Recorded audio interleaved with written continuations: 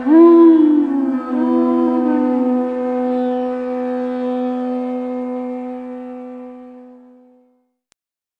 Krishna. So we'd like to thank everyone for coming. Today begins the first of our 3-day festival for Srila Prabhupada's 40th anniversary disappearance celebration. We have arrangements for Prabhupada disciples, senior disciples.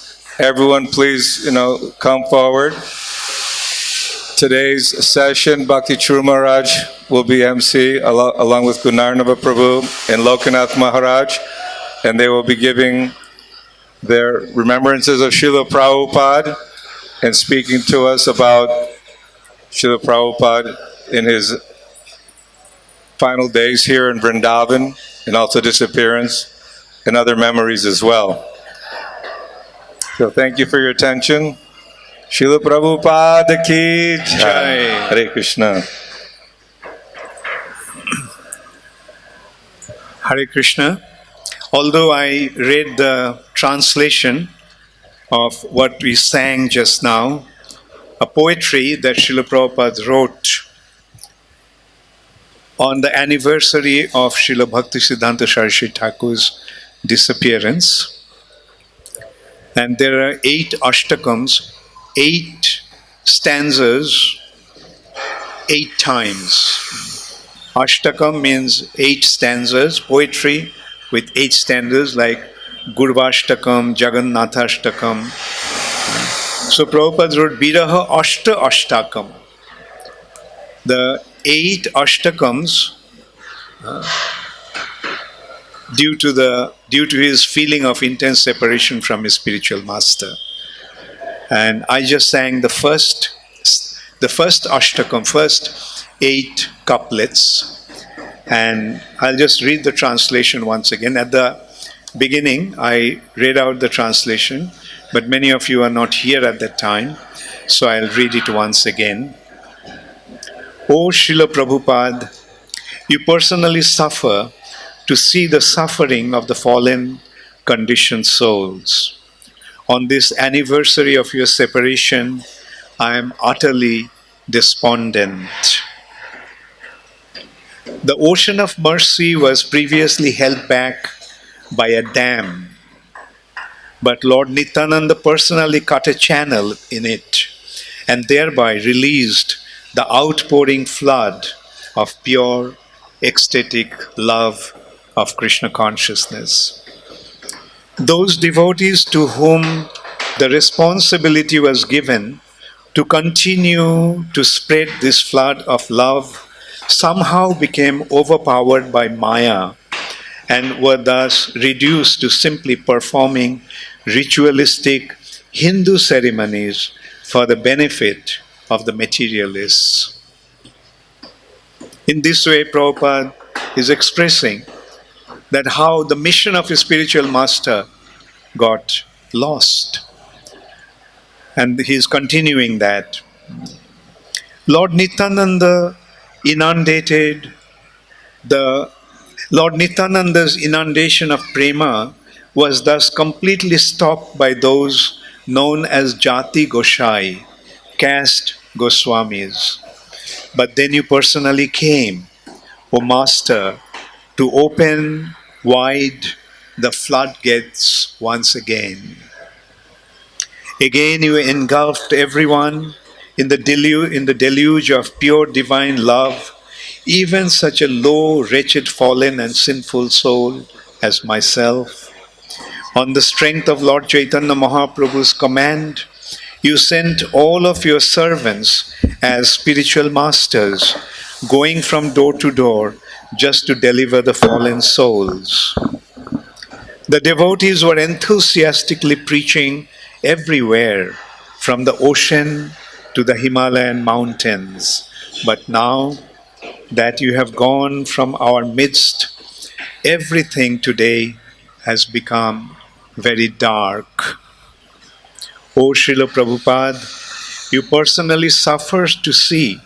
O Srila Prabhupada, you personally suffer to see the suffering of the fallen conditioned souls. On this day of your separation, I am feeling utterly despondent. Srila Prabhupada ki jai. This poetry is extremely important for all of us because this is the first stanza, but then Prabhupada is going to express what actually happened to his spiritual master's mission and how the preaching mission that his spiritual master so wonderfully established disintegrated. And Srila Prabhupada told us many a times that don't make the same mistake that my godbrothers made after our Guru Maharaj's disappearance. He didn't want us to make the same mistake. Rather, he wanted us to learn a very important lesson from the mistakes they had made. And Srila Prabhupada was the one who understood his spiritual master's mission, his spiritual master's dream, and literally single-handedly he executed that mission.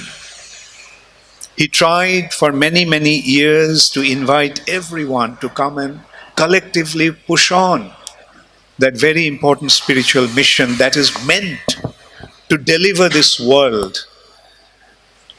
But when no one came, Srila Prabhupada went out alone. Even when Srila Prabhupada went to America and he started to get some gleam of opportunities to spread Krishna consciousness there, he actually invited some of his godbrothers. He was prepared to give all the responsibility and the leadership to them.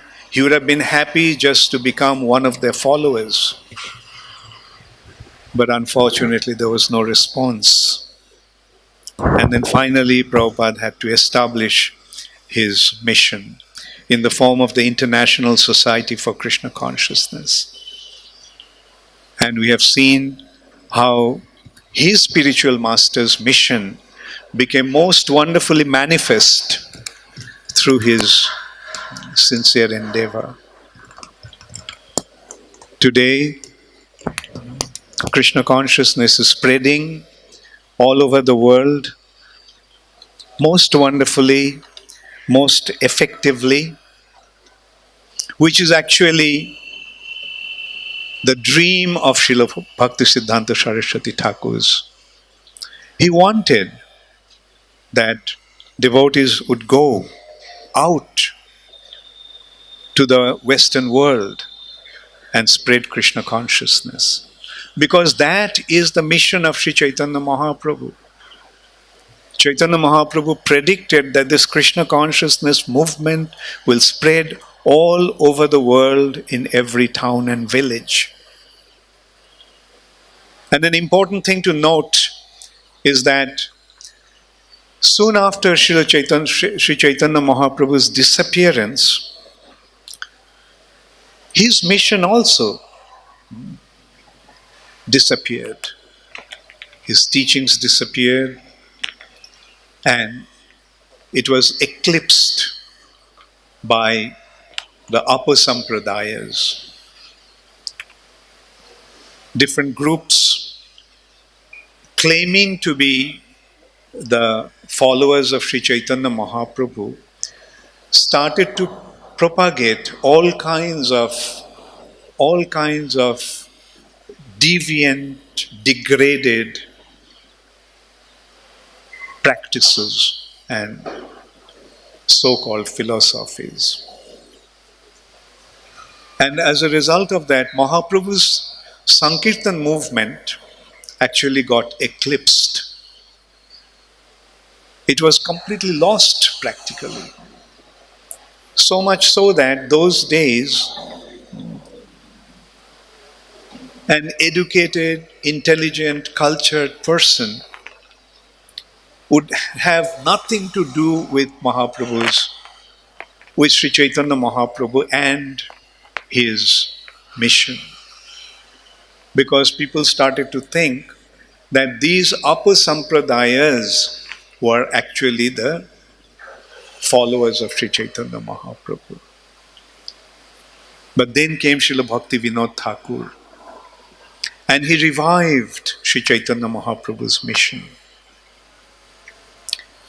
The situation at that time was so precarious that Bhakti Vinod Thakur was looking for a Chaitanya Charitamrita. And in entire Bengal, he couldn't find a single copy of Chaitanya Charitamrita. He was a very influential person, very high-ranking government officer, and he was looking for a Chaitanya Charitamrita because he heard that Krishnadas Kaviraj Goswami presented Sri Chaitanya Mahaprabhu's biography and Sri Chaitanya Mahaprabhu's teachings. His life and his precepts have been presented by Srila Krishnadas Kaviraj Goswami through Chaitanya Charitamrita. And he was looking for a Chaitanya Charitamrita. Couldn't find a single volume of Chaitanya Charitamrita in entire Bengal. So that shows the condition of Sri Chaitanya Mahaprabhu's movement at that time. Finally, he found one copy of Chaitanya Charitamrita in Orissa, in a remote village in Orissa. And he took that copy and he started to print Sri Chaitanya Charitamrita with his commentary known as Amrita Prabaha Bhashya, the nectarian flow of Chaitanya Mahaprabhu's teachings. And this is how Bhakti Vinod Thakur started to revive Krishna consciousness movement of Sri Chaitanya Mahaprabhu. But he was a high-ranking government officer, although he fundamentally, through his writings and printing books, he sort of established Sri Chaitanya Mahaprabhu's teachings, but he himself couldn't do very much. So he prayed to Lord Jagannath when he was the custodian of Jagannath temple as the deputy magistrate of that place. At that time, he prayed to Lord Jagannath that he kindly, mercifully sends him a competent assistant. As a result of this prayer, Srila Bhakti Siddhanta Saraswati Thakur came as his son.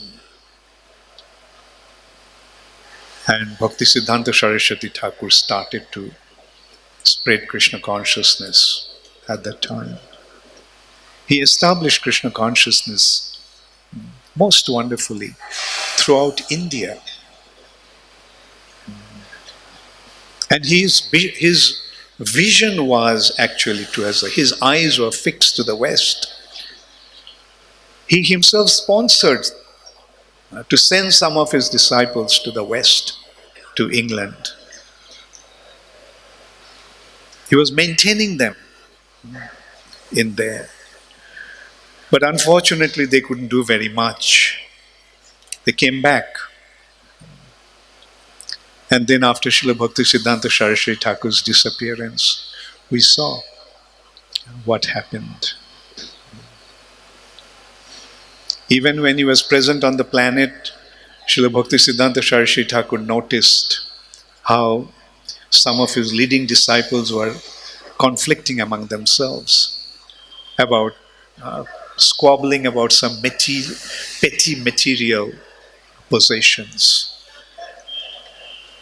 And he lamented that he wished that he could sell the marbles of the temples that he built and print books. Anyway,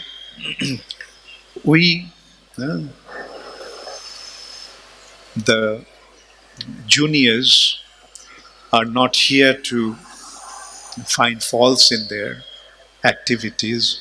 Rather, our business is to see it as Krishna's divine arrangement. It was actually Krishna's divine arrangement. Through that happening, Krishna actually secured his Sankirtan movement. As Prabhupada said, don't make the same mistake. Through these mistakes, we learned. We are meant to learn what we should not do. And from Prabhupada's final words, one of the final instructions, it became clear to us what is our mission. And Srila Prabhupada pointed out that our love for him will be shown by how we cooperate with each other. The secret of success lies in our cooperation. The more we become united, more successful our endeavors will be. Krishna consciousness will spread most effectively when we endeavor to push this movement forward with the spirit of unity. And that is how we have to express our love for Srila Prabhupada.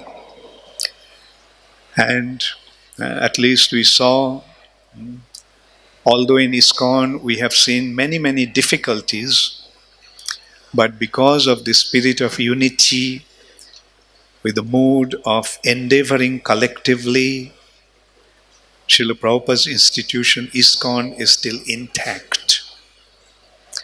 And in spite of so many difficulties that came in a way that seemed that our mission, our movement, our institution is going to fall apart, but we survived. 40 years after Srila Prabhupada's disappearance, ISKCON is still together. In spite of our difficulties, in spite of our internal difficulties, the movement is expanding. And personally, I feel it's a very good sign that we survive for 40 years. Generally, soon after the head or the founder of a spiritual institution leaves, no matter how successful those institutions may have been, but soon after the disappearance of their founders, their leaders, the institution collapses. But that didn't happen to ISKCON. ISKCON is still going strong 40 years after Srila Prabhupada's disappearance. And with the passing of time, I notice this institution that is pushing this movement forward is becoming stronger and stronger. When the calamities come, when the difficulties come, it seems like it appears to be like a stumbling block, an insurmountable obstacle. But then eventually we see, by Krishna's mercy, those stumbling blocks become stepping stones towards our progress.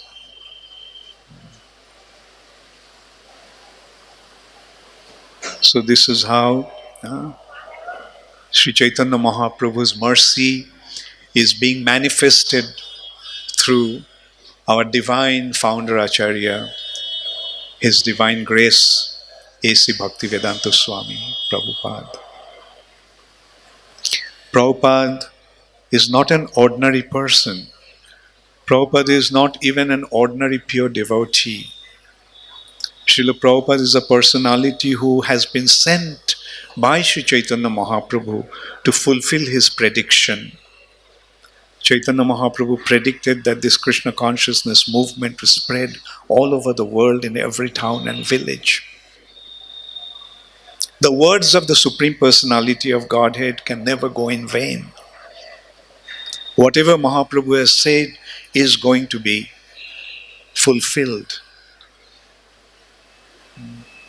Literally is going to be fulfilled. When he said every town and village, it means every town and village. It will happen. Although we do not know when it may happen, but it will happen. The Lord's words can never go in vain. And a prediction that seemed to be impossible one, even many Vaishnavas, even many Gauriya Vaishnavas used to think it was just a poetic exaggeration, that Krishna consciousness movement would spread in every town and village is nothing but a poetic exaggeration. But today we can see that it is happening. And we can also see how wonderfully it happened, how miraculously it took its shape. At the age of 70, Srila Prabhupada goes to America, penniless, literally without a penny in his pocket.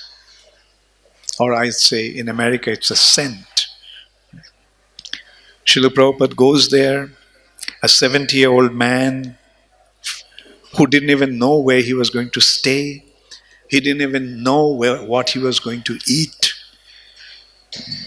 But he took this risk to go there at the age of 70.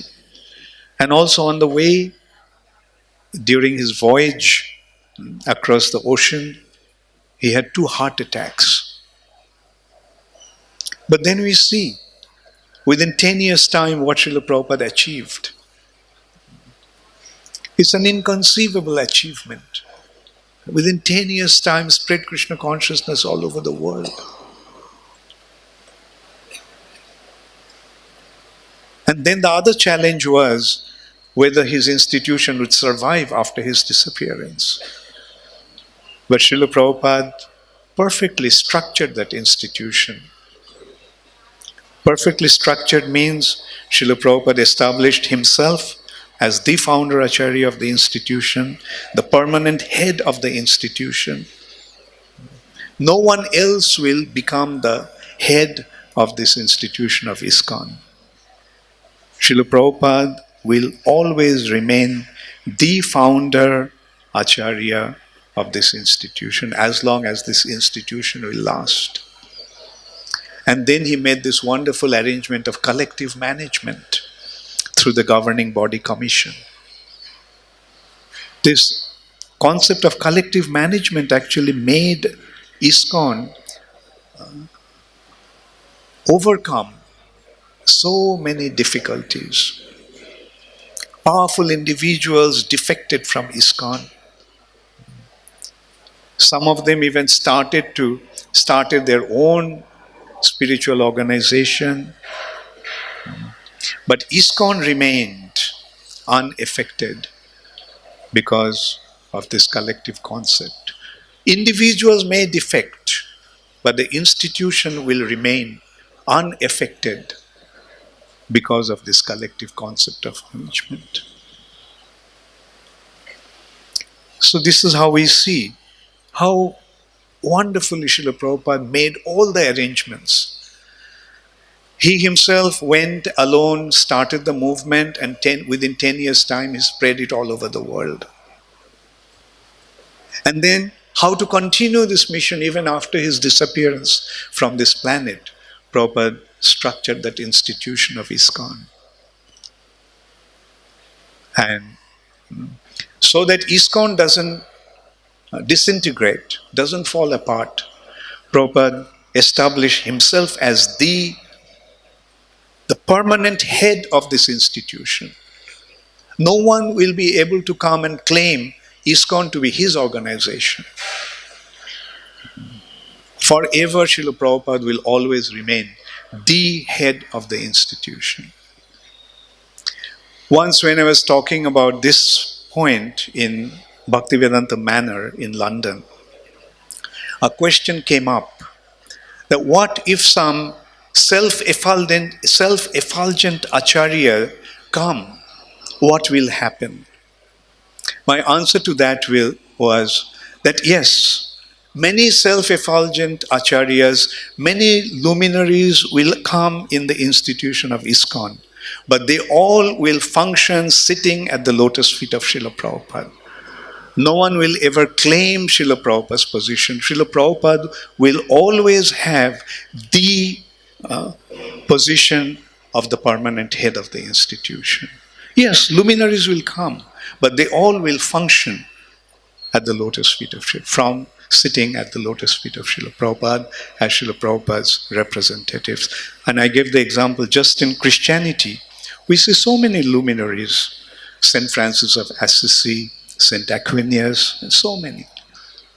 But they all are representing Jesus Christ. No one is actually obscuring Jesus' position.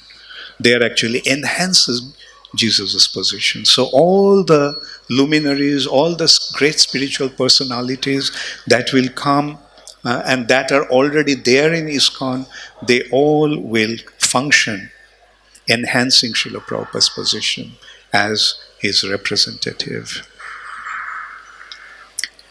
So today we all are here to celebrate Srila Prabhupada's disappearance. And yes, it is disappearance. Spiritual personality appears, and fulfilling his mission, he disappears. Just like Krishna. He appears, and then after some time he disappears. He always remains. Srila Prabhupada will always be there.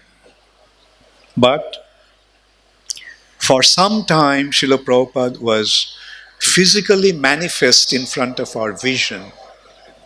And now Srila Prabhupada has disappeared from our vision.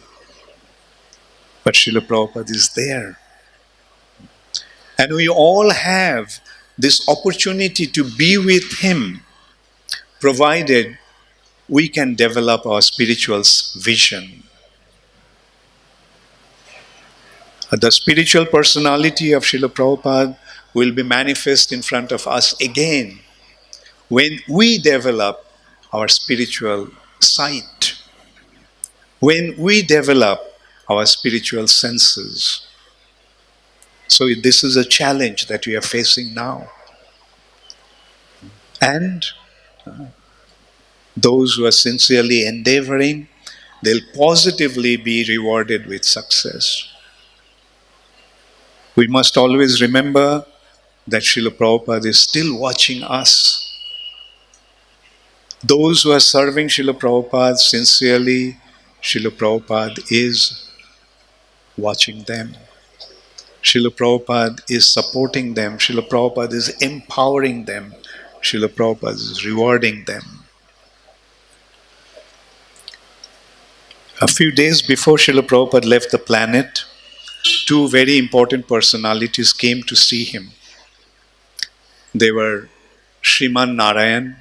He was the ex-governor of Madras, and Ramakrishna Bajaj, his brother-in-law, who was the head of the Bajaj Industries, a big electronic and chemical and mechanical industries, many manufacturing automobiles and three-wheelers and motorbikes. Anyway, these two personalities are very fond of Srila Prabhupada. So they came to see Srila Prabhupada, and we were in the room. So at one point, they told Prabhupada that they wanted to privately talk to him. So Prabhupada told us to leave the room. And while leaving the room, I pressed the recording button of the tape recorder. And that's how we got to know what discussion took place among them. So their question was, who is going to succeed Srila Prabhupada? Whom Srila Prabhupada is going to appoint as his successor.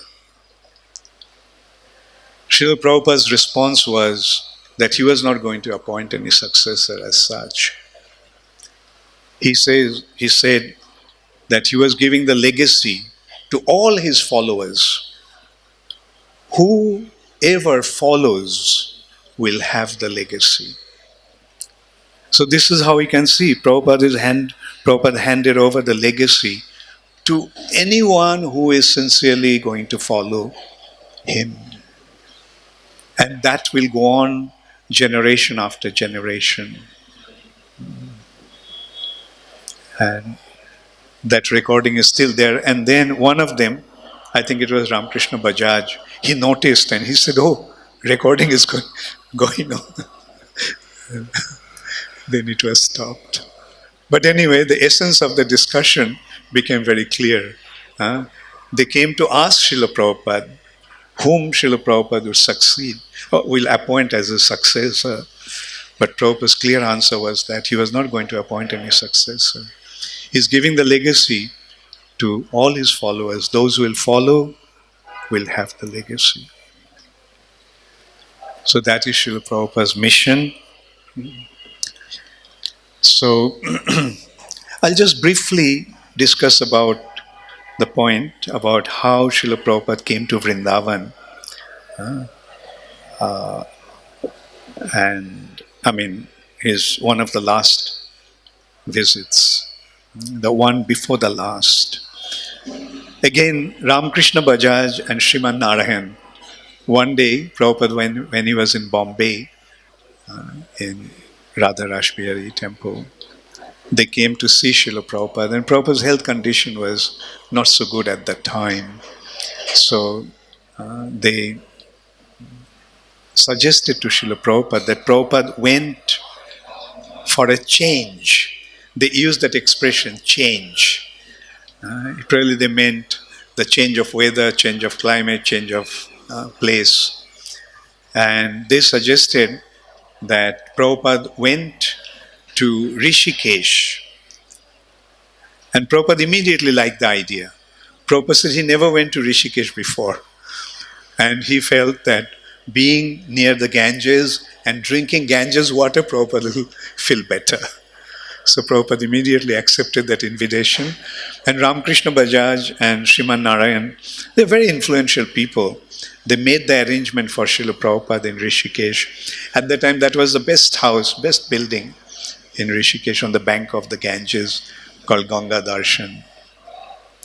And so few of us accompanied Srila Prabhupada there, like Tamal Krishna Maharaj, Upendra Prabhu and myself flew from Bombay to Delhi, and then from Delhi we drove to Rishikesh. And Trivikram Maharaj, Pramana Swami and Viraha Prakash Swami are already there making arrangements. And then soon after, so Prabhupada went there, and soon after that, Jadubar Prabhu and Vishakha Devi also. No, Vishakha Devi didn't come. Jadubar Prabhu actually came to also there. Anyway, it was a small group around Srila Prabhupada in Rishikesh. And Prabhupada stayed there for a few days. But then all of a sudden, one day, there was a big storm. And the electricity got cut off because the electric poles got collapsed. And so Prabhupada was feeling very distressed, and although at that time the weather there was very beautiful, but after this storm, everything looked very ominous, like constantly raining and storm and no electricity. So then one night, when I was attending Srila Prabhupada, those days one of us always used to be with Srila Prabhupada. Upendra Prabhu's shift was from 10 to 12. My shift was from 12 to 2. Then Pramana Swami used to come from 2 to 4. And then Tamal Krishna Maharaj used to come at 4 o'clock. So I was there with Srila Prabhupada. It must have been around 1 o'clock Srila Prabhupada called me, and when I went to Srila Prabhupada, Prabhupada told me that the time has come for me to leave my body. I want to leave my body in Vrindavan. So please take me to Vrindavan immediately. And so I was practically trembling. I was so shocked just to hear that. Never did we think at that time that Prabhupada could leave his body.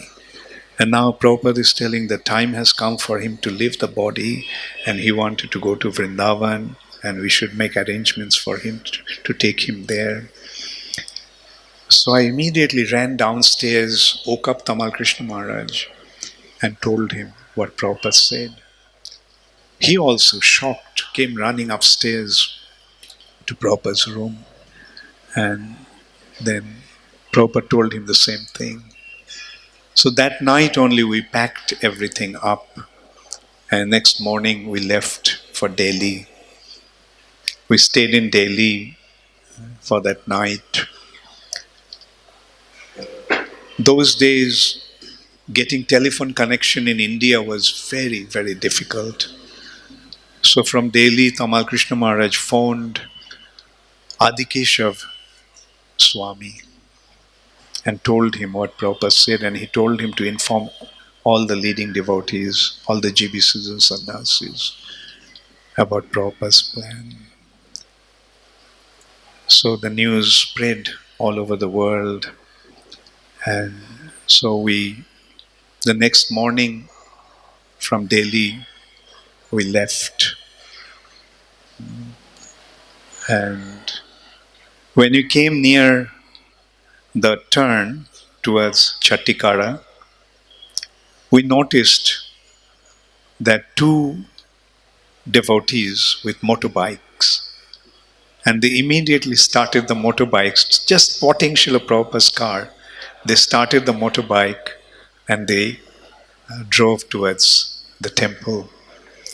And I think one of the riders were Gunarnava Prabhu, who was the vice president of temple at that time, Krishna Balram temple at that time. So maybe I'll ask Gunarnava Prabhu what happened after that.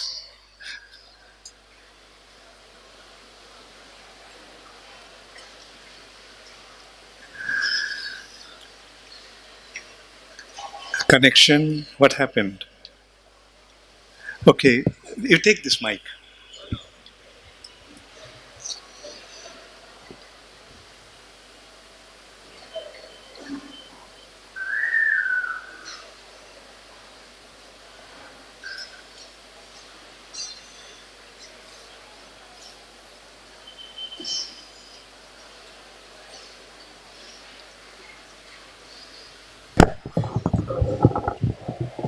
Hare Krishna. That's okay. Ama jnana timarandasya jnana jnana salakaya chakshushamilitam yena tasmai Shri Gurave Namaha. Nama Om Vishnu Padaya Krishna Prastaya Bhutale Srimati Bhaktivedanta Swami Ite Namane Namaste Saraswati Deve Gauravani Pacharine Devasesa Sanyavadi Paskatyade Zatarane Shri Krishna Chaitanya Prabhu Nityananda Shri Advaita Gadadhar Shri Vasudeva Gopakta Vrinda. Hare Krishna, Krishna Krishna, Hare Hare, Hare Ram, Ram Ram, Hare Hare. I'd just like to say before I reply the inquiry from Maharaj that it's so wonderful to be back in Brindavan with all you wonderful devotees. And there are so many subjective experiences during my journey as a disciple of Srila Prabhupada. And hopefully over the days, I can share with you those experiences. But what comes to mind immediately, like Maharaj was saying, how special Srila Prabhupada was. And I know that there's a quote, because I have it on my phone, that one of Prabhupada's godbrothers, Krishna Das Babaji, he said that Srila Prabhupada, in our Gaudiya line of acharyas, he considered the greatest acharya because he's taken the prophecy of Lord Chaitanya Mahaprabhu to every town and village, or almost thereof. And when I saw that clip of when Srila Prabhupada was chanting in the park, Tompkins Park, was it? It's a great park. And Srila Prabhupada, in all his greatness as an avatar that has come from the spiritual world, he was sitting on the floor, on the grass. Maybe it was damp, maybe it was somewhat muddy, messy, because Srila Prabhupada's association in those moments were with very degraded, conditioned souls. And yet Prabhupada was what I call, he was horizontalizing that relationship. He was actually sitting amongst all those conditioned souls with a little tiny drum. He didn't have any cartels, it was just a little tom-tom drum. And he made it sound very melodious when he was playing that drum. And that was Srila Prabhupada. That was the extent that he was prepared to go to fulfill the prophecy of his Guru Maharaj.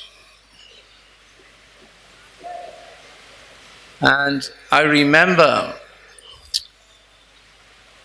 meeting Srila Prabhupada for the first time in London. And I was getting ready to attend the 7 o'clock Artik, and I was being very fussy with how I looked this particular evening. And I thought, I'm taking a lot more time than usual in getting ready. And I was in anxiety because I was thinking I was going to be late for the Artik. Anyway, all of a sudden, Dhananjaya came. He was the temple president at that time in London. And he says, oh, Srila Prabhupada wants to see you. And I said, Srila Prabhupada wants to see me. I was just initiated, just some weeks before. So I went up into Srila Prabhupada's room. And I've said this before, and I'm sure other God brothers or God sisters may have experienced this. But when I went into the room, there was a glow in the room. There was an effulgence and a mood to match. And my heart was beating very much. And Srila Prabhupada eventually said to me, I hear you have some construction experience. And I said, yes, Srila Prabhupada, it is somewhat limited, but I do have experience. So then he said, so I want you to go to Brindavan and I want you to build a temple.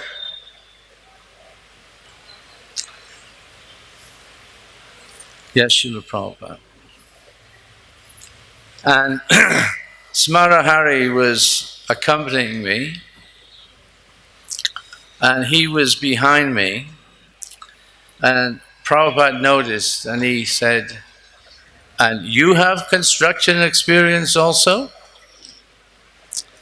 And Smarahari said, it was sort of flippantly, but not flippantly. It was just Smarahari's confidence. No, Srila Prabhupada. But I had some experience with technical drawing in school.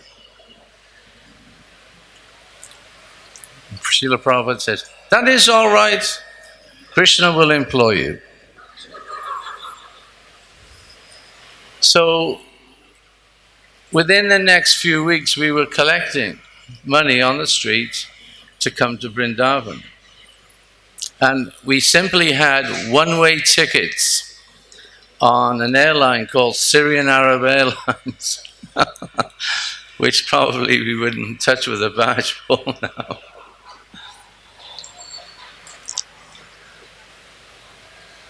In the Brihad Bhagavatamrita, there's when Dhruva had finished his meditation,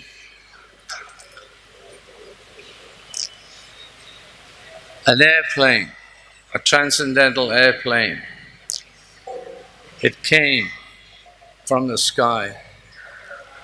It came closer and closer and closer. And eventually it landed. And Dhruva Maharaj, he circumambulated that airplane because that airplane had come to take him back to Vaikuntha. And as he was circumambulating, his body started to transform. It started to shine. And this was a commentary by Sridhar Swami, one of our great acharyas in our line. And his body shone. And he got in that airplane and went back to Vaikuntha. And the Vaikuntha Vasis, the inhabitants of Vaikuntha, their bodies, they shine. Just like Radharani's body. Tapta Kancha. Tapta Kancha and the Gaurangi. Radhe Vrindavanishwari. Kancha is molten gold. It's like Lord Chaitanya. Goer. So getting back to my point, Srila Prabhupada's body glowed. There was a glow to it. And I thought, I have never experienced such a thing before. This person is extremely special. And I didn't know anything at that time, anything at all. I was very ignorant. So I came to Brindavan. So just to fast forward, because I lived in Brindavan constantly, I was just sharing the fact that I didn't even go to Govardhan. I was so focused on trying to fulfill Srila Prabhupada's desire, because Srila Prabhupada, he hit the ground running because he wanted to do so much and he only had 10 years.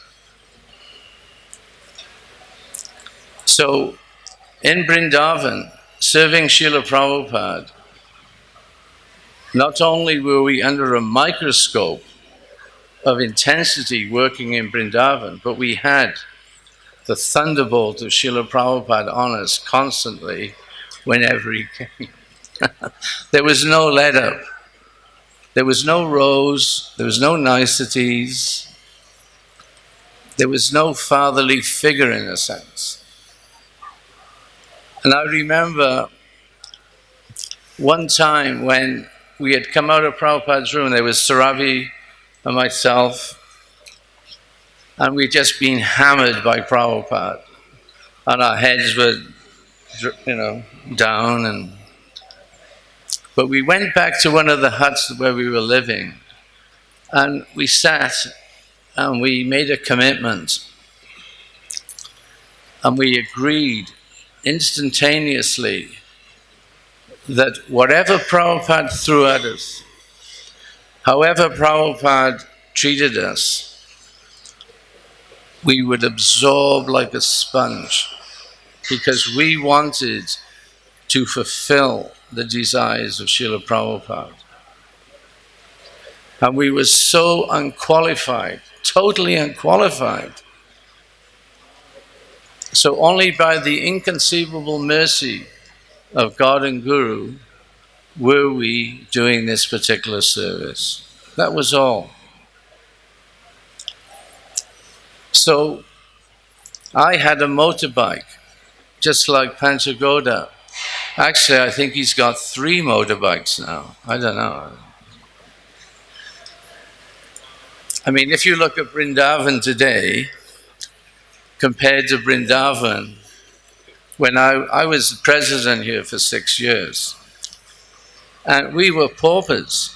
We had to borrow money. I think from all over the world they were sending us money just for a monthly budget. We had no Sankirtan party, we didn't have anything. But slowly but surely we started to get somewhere. But Srila Prabhupada, he didn't let up, because once the temple was open, and of course you remember how beautiful, how graceful Srila Prabhupada was, how he emanated such satisfaction when he did that first arati to Krishna Balram.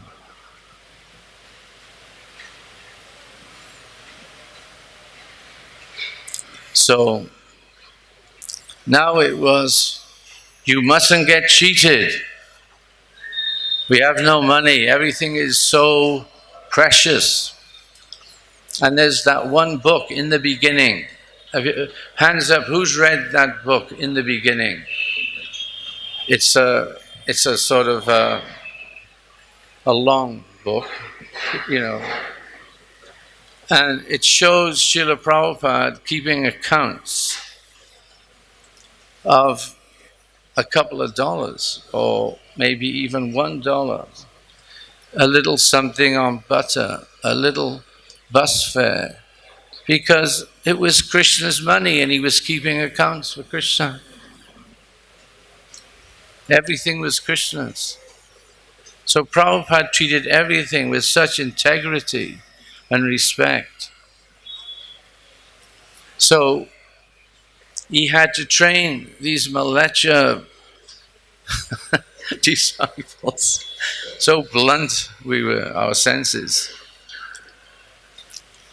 So Prabhupada would hammer us for years onwardly. But it was blessings in disguise. Prabhupada has made us. I have changed. My life has changed. Prabhupada has turned me inside out, upside down, and has made something of a Vaishnava. Because I know in my heart of hearts, I have a great attachment to Srila Prabhupada. That I can honestly say.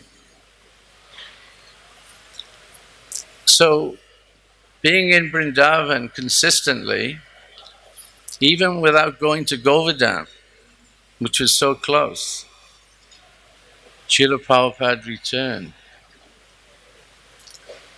And I had a motorbike and I drove it. And Hansadutta was on the back. And we drove it to the Delhi Agra Road and we were keeping watch for Srila Prabhupada's car to come. So then I could race back and tell the devotees to start kirtan. And all of a sudden we saw Srila Prabhupada's car approaching. And in those days, it was very difficult to start a motorbike.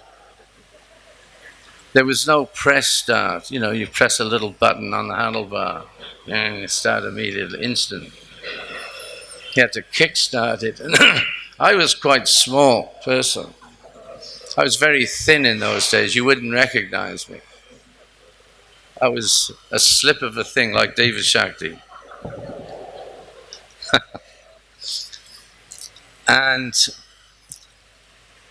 I was still trying to start the bike as the car whizzed past. Anyway, eventually we started it. I turned the bike around. We went so fast. I had the throttle down full, you know. And eventually we caught up to the car. And then we overtook the car. And we managed to get back just a few minutes before the car arrived. But my heart was saddened. We had a beautiful kirtan. But Srila Prabhupada,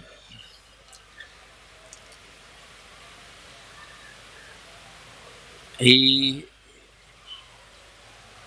came out of the vehicle in a different mood. His mood was different. And personally, I sensed that this could possibly be the beginning of the end of our physical association with Prabhupada, that it was only just a matter of time. No idea, because we had no notice. It was just spontaneously done. So, do you want me to go on? Okay. So, I took the opportunity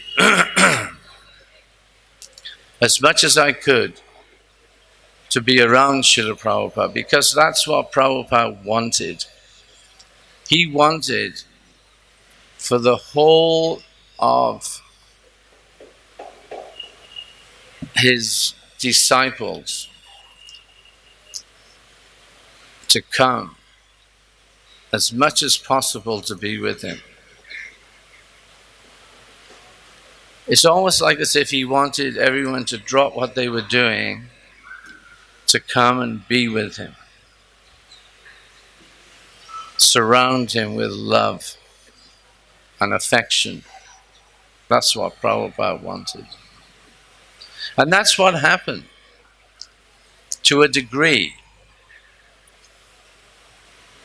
And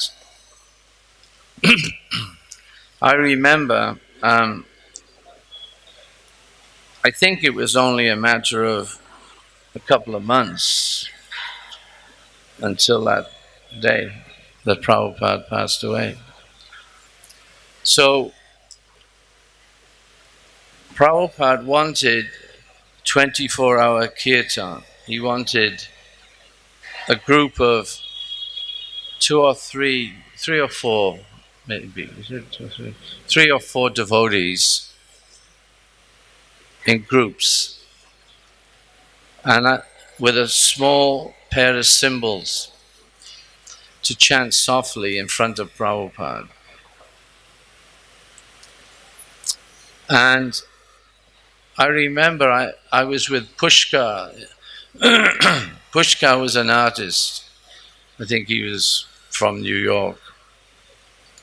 And there was one other devotee. We were sitting in front of Prabhupada, and Prabhupada was sitting on the edge of his bed, and he had his head down in deep contemplation, like this. And we were chanting softly to Prabhupada. And I was possessed of, something took over, I don't know. I had this desire, spontaneous desire, to shout on top of my voice, Jai Srila Prabhupada! And I shouted really loudly. Prabhupada he jumped, and I felt so guilty. The ambivalence was so strong. On the one hand, I wanted to express my love for Srila Prabhupada. But on the other hand, I felt guilty because I disturbed Srila Prabhupada's contemplation. And Prabhupada was looking down at me like this. He was staring at me. So I put my head down. And I was expecting Prabhupada to chastise me. I was expecting him to chastise me again. But he didn't. And within a minute or so, Srila Prabhupada said, stop chanting. Stop chanting. So I stopped chanting. And Srila Prabhupada said,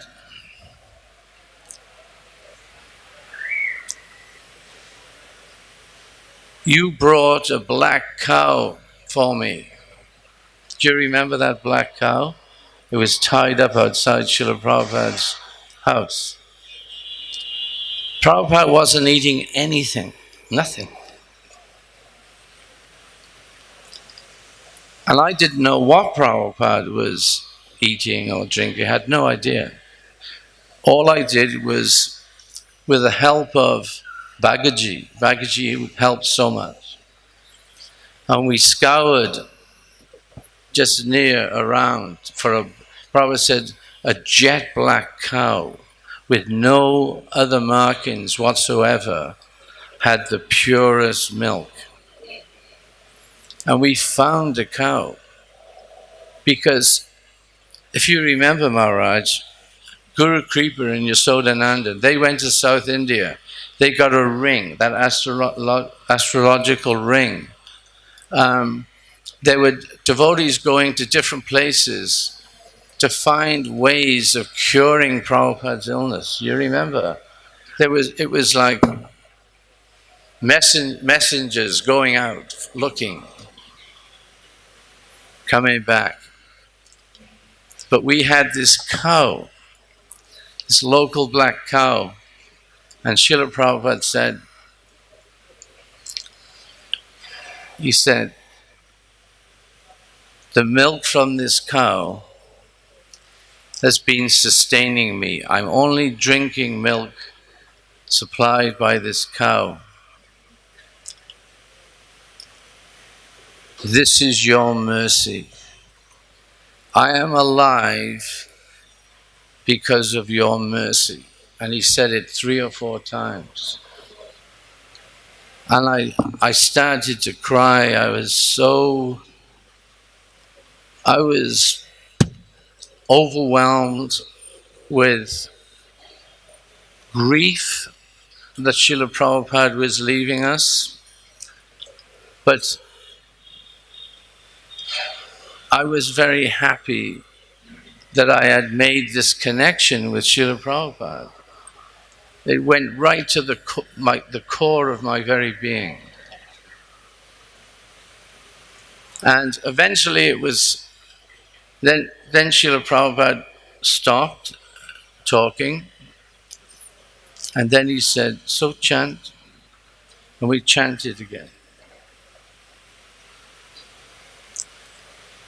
And then there were all these messages coming through. Tamal Krishna Maharaj, yourself, Bhavananda, you were all there trying to inspire, trying to find what would lift Prabhupada. And I remember back to Tirtha Maharaj, he was a brahmachari, Gamsham brahmachari, and he had that library party, and he was going around Europe selling sets of books to libraries and on university campuses. Yeah, communist countries. Communist countries. So this was being relayed, this information was being relayed to Srila Prabhupada in the hope that we could lift up Prabhupada. So all this information was coming, and even book distribution numbers from America and Europe. And Prabhupada said, stop chanting. You stop chanting. And then again he said exactly the same thing to me. He said exactly the same thing. The black cow. It's the black cow.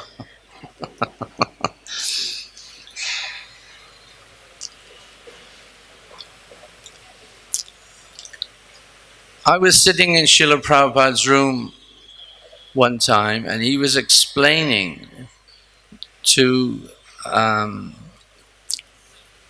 can't remember who it was a group of people, and he said that I am taking the role, my role, I am a Parivrajacharya sannyasi in the mood of Madhyamadikari, because Madhyamadikari means preaching to the innocent, seeing devotees, and avoiding demons.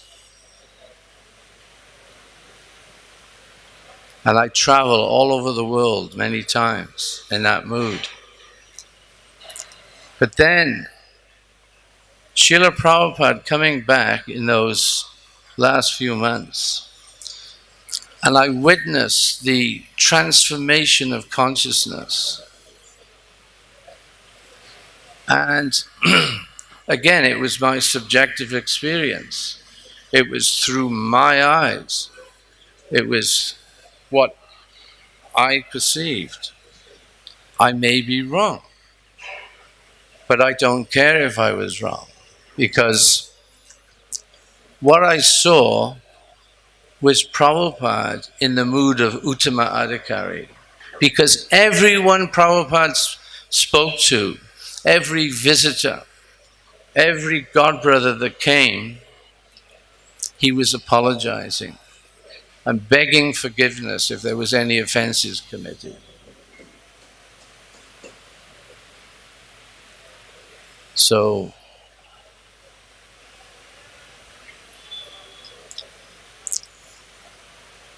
and then of course there's that evening in Srila Prabhupada's room, but I'll say that, I think, for another time, maybe tomorrow. But that was my reply, Maharaj, to your inquiry. Yeah.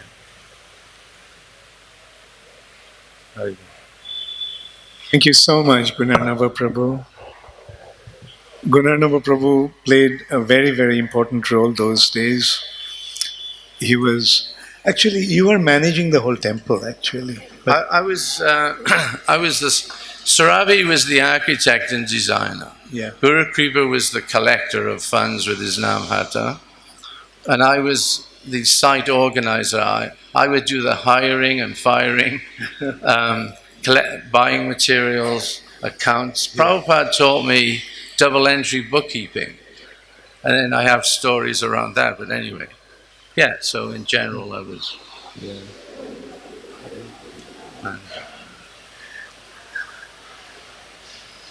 Wonderful. Yeah. So, would Lokanath Maharaj speak now? Or? Yeah, okay. So, Maharaj, we want to hear from you about those days with Srila Prabhupada. You are very close to Srila Prabhupada also.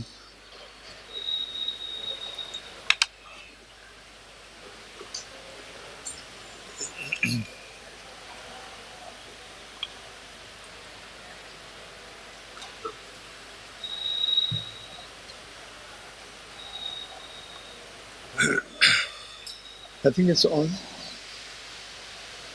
The mic is not on. Hari, Yeah. Hari. Hara, Hari. That's all? Could it sound like before?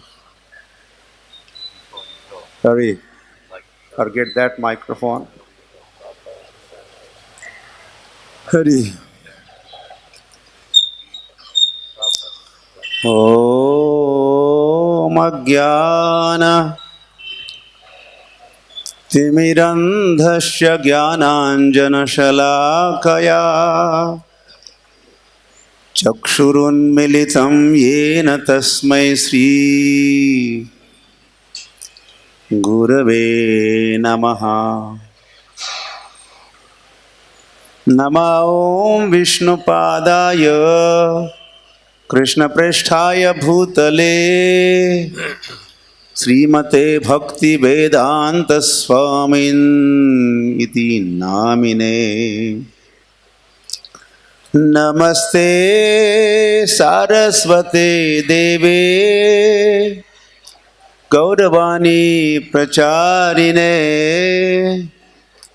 Nirvishesha Shunyavadi Pashatya Desha Tarine Sri Krishna Chaitanya Prabhu Nityananda Sri Advaita Gadadhar Sri Vasadi Gaur Bhakta Vrinda Hare Krishna Krishna Krishna Hare Hare Hare Rama Rama Rama Hare Hare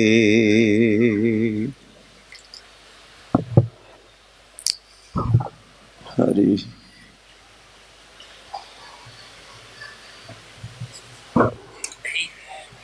Prabhupada ki jai.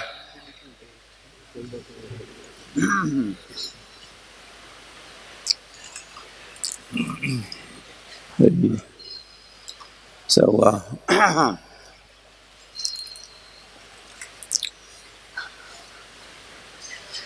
yeah, thank you for this, what can I say, the opportunity to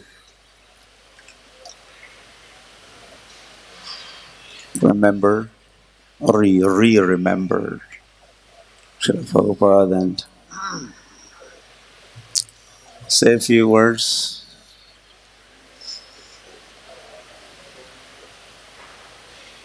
Yeah, first of all,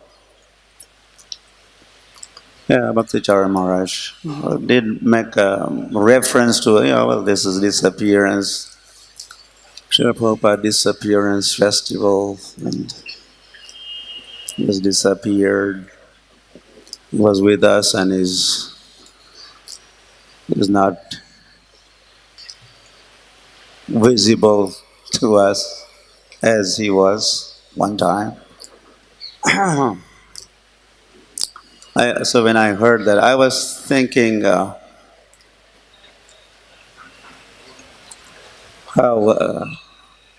or around the disappearance festival of Srila Prabhupada,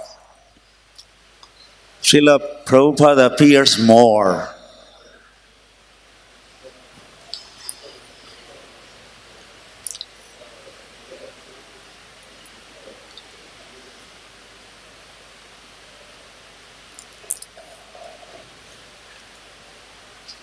Hari.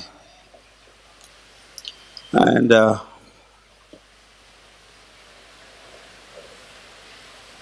Srila Prabhupada cannot disappear. We do not afford Prabhupada disappearing.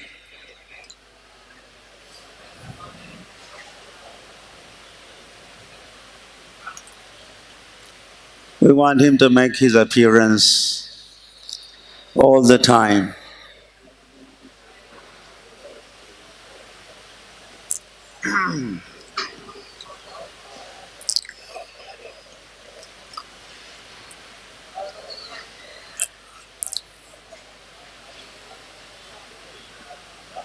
I'm sure that is everybody's experience also. Yeah, as I came in contact with Srila Prabhupada, and then I remembered and I liked and loved Srila Prabhupada. But the liking and the remembrance and love for Srila Prabhupada is ever increasing.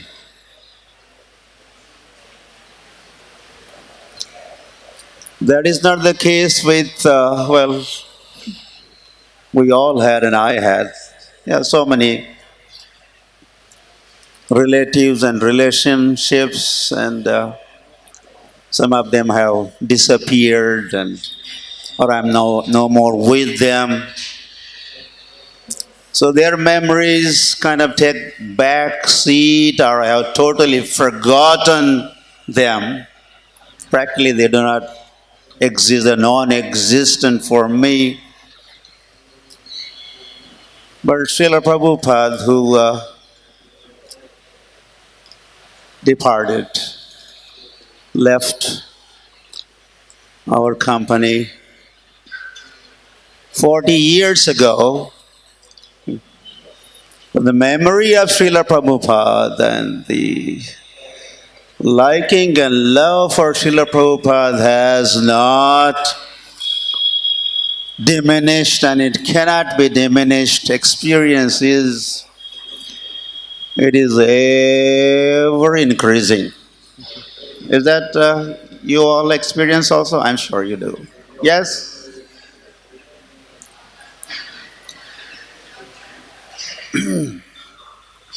So this is something must be out of this world.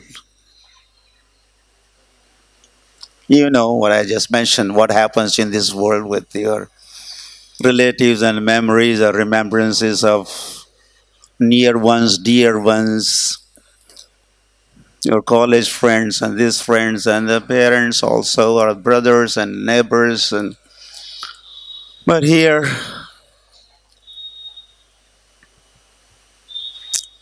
Hari Hari.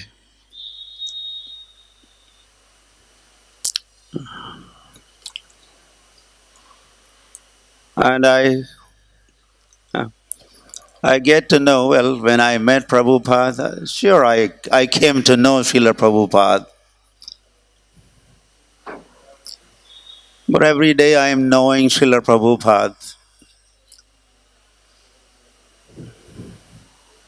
And with that knowledge, it is said, Vaishnavera Kriya Mudra Vigyena Bhujaya.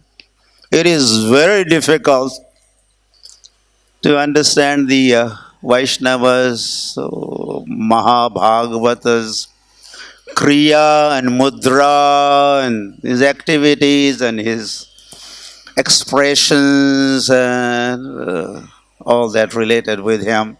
It's very difficult because it is all spiritual and it is like a inconceivable. So to me, I'm realizing Prabhupada more and more and more, and every day with the passing of each day. And there's so much more to know about Srila Prabhupada.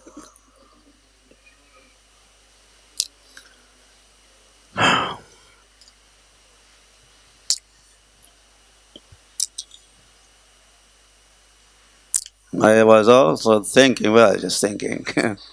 that Krishna says, or Krishna Balram says, that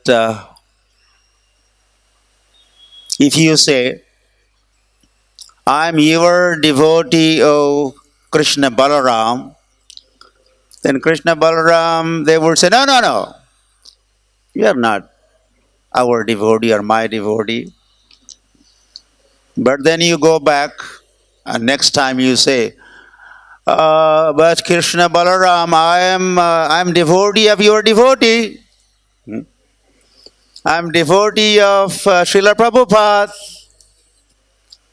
Then Krishna Balaram would say, yes, yes, yes, then you are my devotee. So it is very essential that we like and love, and is worth loving also. Is worth loving, worthy of loving personality. So he gave us Krishna Balaram. He gave us a life. Lokanath Lokera Jivana. And that is Prabhupada Lokera Jivan. Prabhupada is life of Lokera, lokas or people all over the world. Prabhupada gave us prananti. We were lifeless, and Prabhupada gave us life by giving Krishna to us. Krishna se tomar, Krishna dite par, tomar shakati ache. Ami to kangal, Krishna Krishna bali, dhai tava pache pache. So we were bankrupt, Gunarnava Prabhu said. He established his relationship. He said, horizontally? I heard the word horizontally as he was doing that kirtan in Tompkins Square Park. Vertically meant he's at the top, and then he's looking down upon the others. But he's one amongst many, and horizontally he's relating with others. And we know what the condition of those folks and what the condition of ours was also. But then that Srila Prabhupada, by founding the International Society for Krishna Consciousness, in order to predict, make the prediction of Chaitanya Mahaprabhu come true, he founded the International Society for Krishna Consciousness, Hari Hari Bol, and gave life to people around the world. Hari Hari. So that Srila Prabhupada cannot disappear. No disappearance. He has to appear all the time. And, he is Vapu Vani, that understanding is also there. So, Vapu has disappeared, Haribol. Those talking around, someone could control their talks. Someone could tell them to. The workers are. So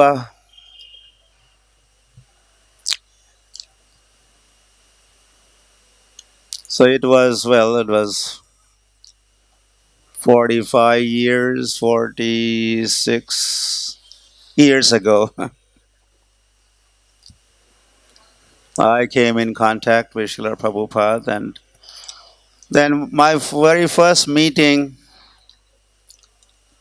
face-to-face meeting with Srila Prabhupada took place in Brindavan Dham ki. And that was the Karthik of 72 at Radha Damodar. We had darshan of Radha Damodar, and immediately we were directed to the quarters of Srila Prabhupada. Quarters, they're very tiny. You couldn't even call them quarters. Just a room. And then we had come from some dozen devotees from Bombay. And when dozen of us sat around Srila Prabhupada in his room was kind of full, as the house full. You could get the idea of the length and breadth of the quarters of the founder Acharya of the International Society for Krishna. Yeah. So I was surprised. Prabhupada was living in a very humble dwelling quarter like that. Anyway, so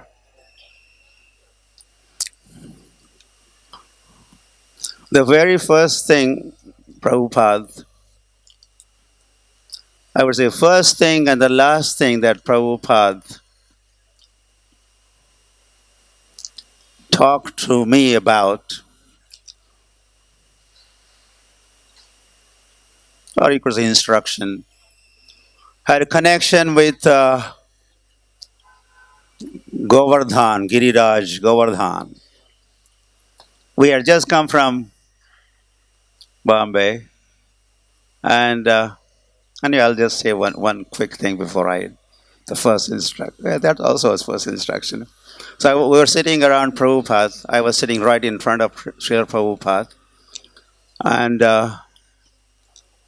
Prabhupada was also talking to us and looking at us, and he would start from one end and do kind of screening of all that was around, all those who were in front of us.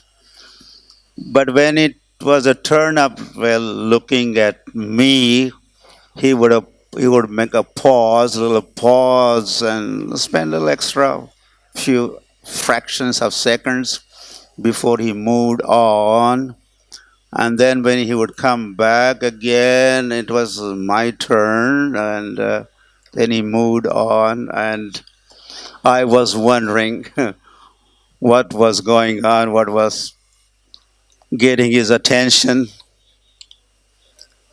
whether my buttons are okay, maybe I don't have a tilak on, or I was trying to figure out, but I was not able to. Only when Prabhupada said, "Stop it!"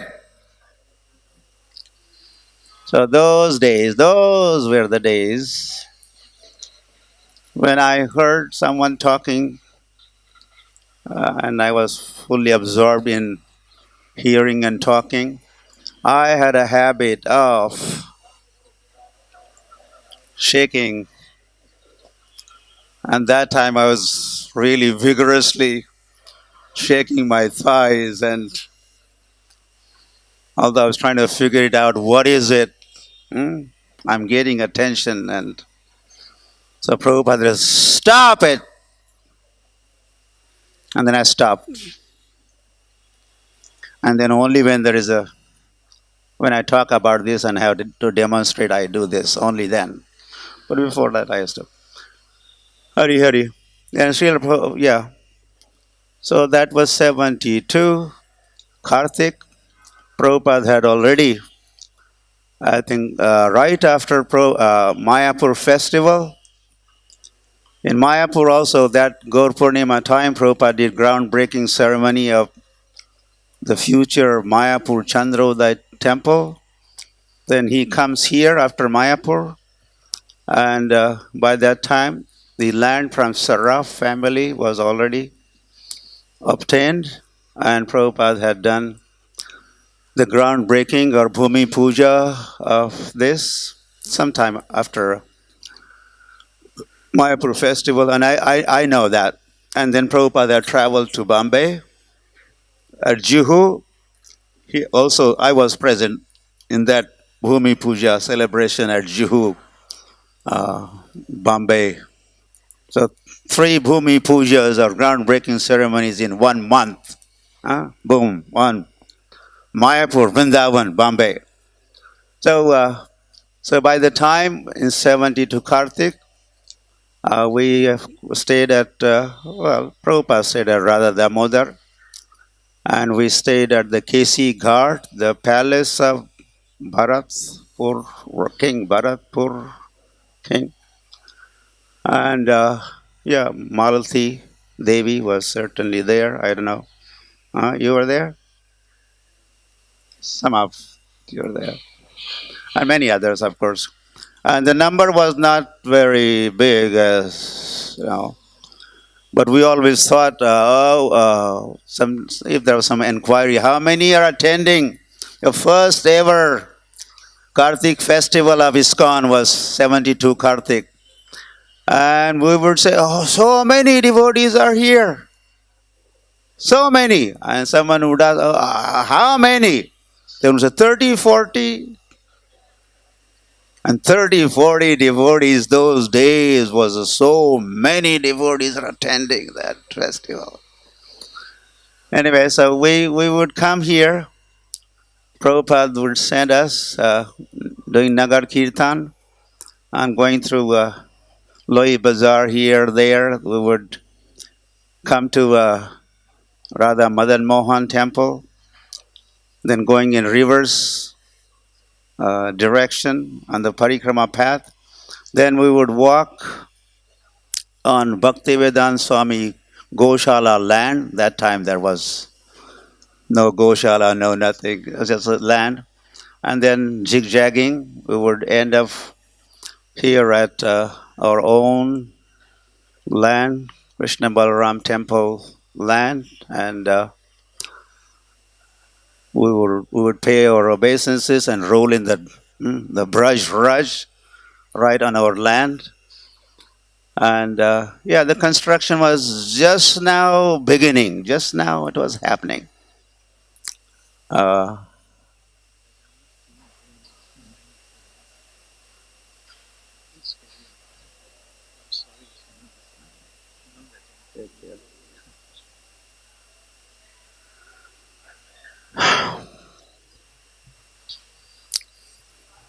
Maharaj is taking our leave. He is not feeling well. So we'll carry on. So, get some water for me. And then, Srila Prabhupada, while making design, he had made sure that the tamal tree was saved. And it would be part of the courtyard. So that tamal tree was the young tamal tree. That when we would stand next to the tree, it was same height as our height. Sorry.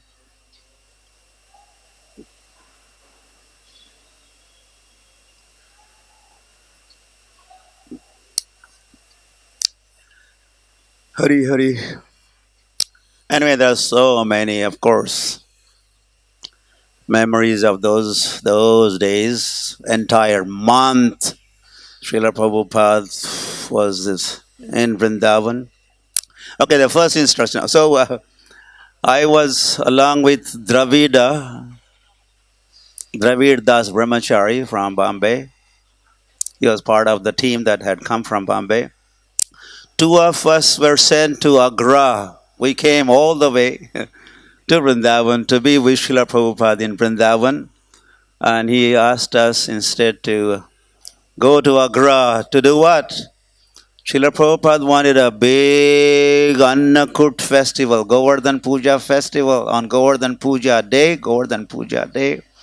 So we would go to Agra around the grain market and collect lots of grain and ghee and goer and all that we could get so that there could be a big, the hill of Govardhan on Govardhan Puja day.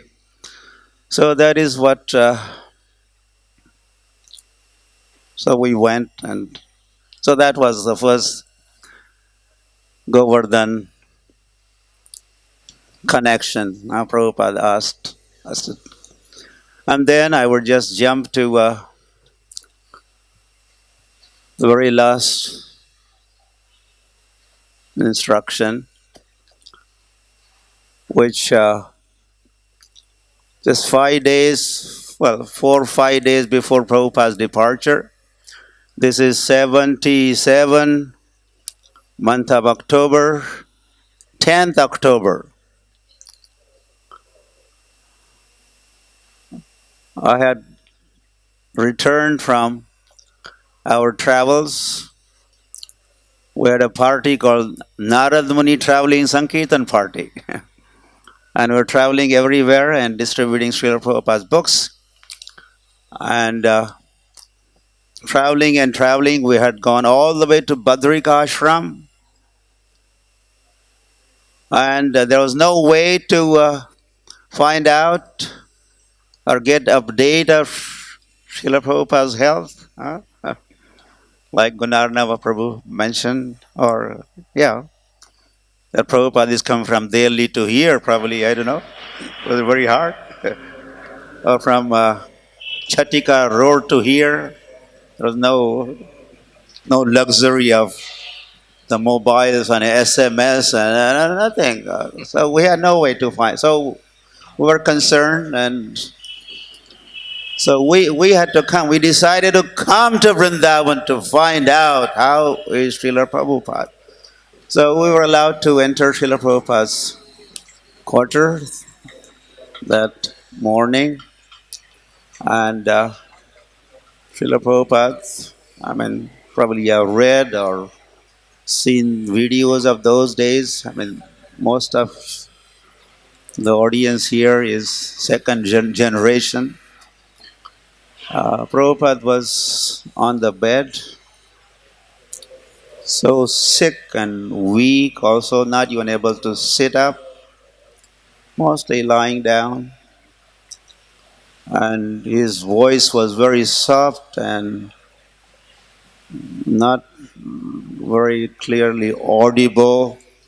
So you had to sit next to him, means next to his head, his face, with your ear next to his mouth, very close and alert, so that you could hear what he would say. So as we sat, and I was sitting close to Srila Prabhupada, and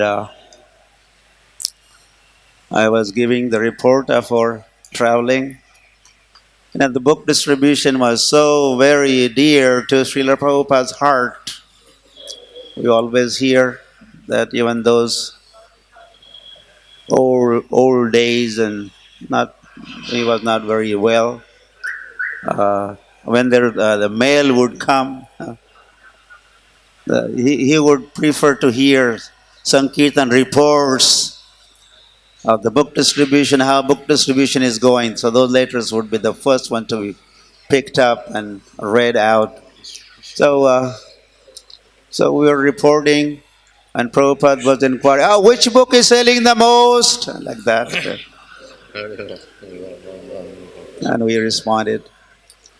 So part of the report I mentioned to Srila Prabhupada, while we were in Badrika Ashram, we showed your Bhagavad-Gita to Srila Vyasadeva.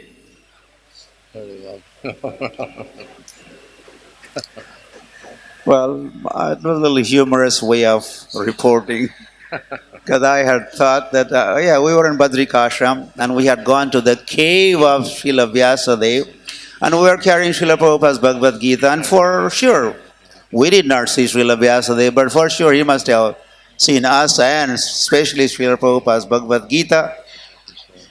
So when Prabhupada heard that, he smiled. He was happy to hear his Bhagavad-Gita was shown to Srila Vyasadeva. But another reporting I did which was not appreciated by.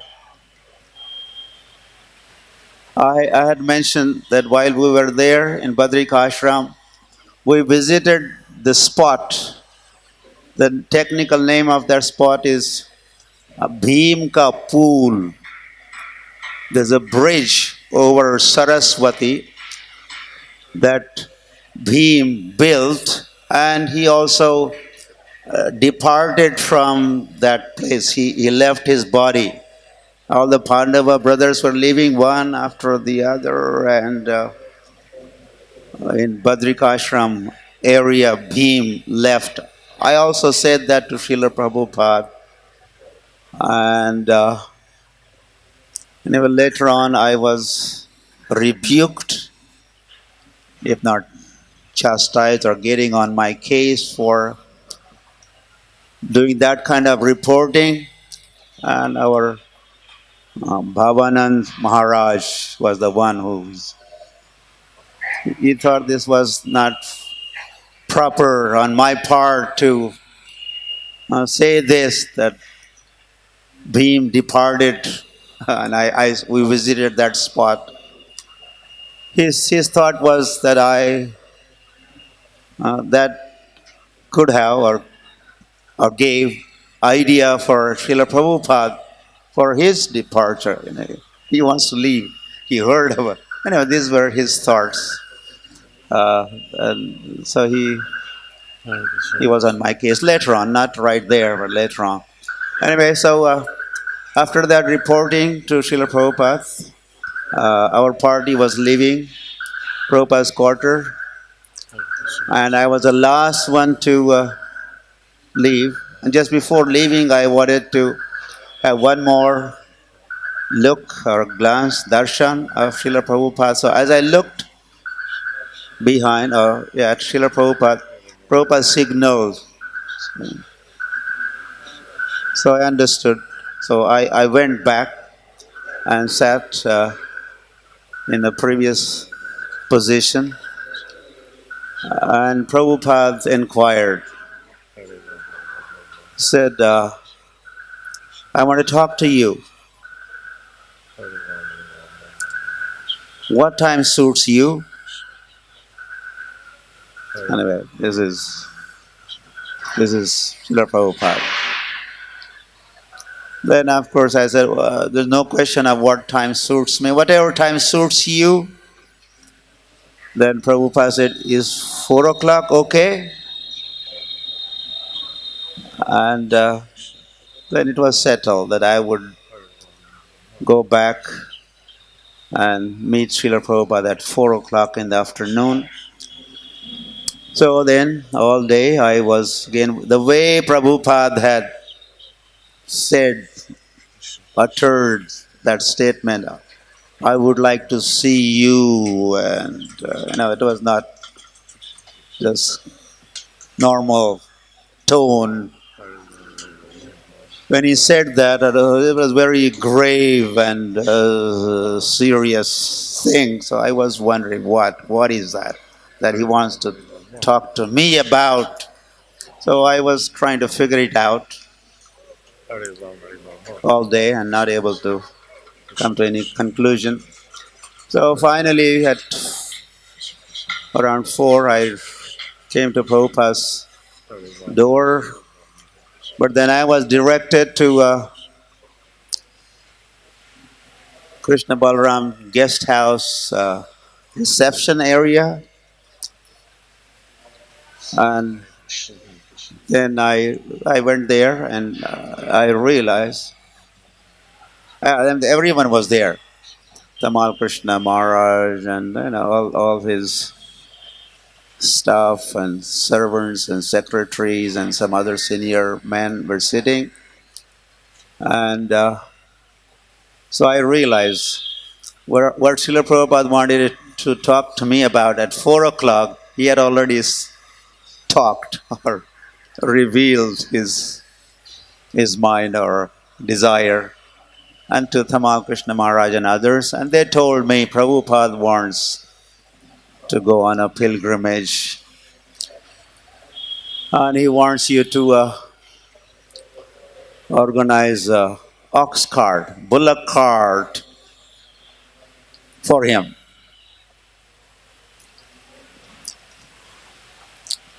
Okay, then that was, so myself, Pancha Dravida Swami, he was Swami by that time, long time, he was 72, he became Swami. And Trivikram Swami, three of us, we went to Mathura. First, we went to Brindavan to possibly hire a bullock cart. We couldn't get any farmer. That was also close to Govardhan Puja day. And the farmers, it's time for also puja of the bulls and cows, and they don't give work or jobs to the bulls that time. They are so like resting. It is a time for worshiping.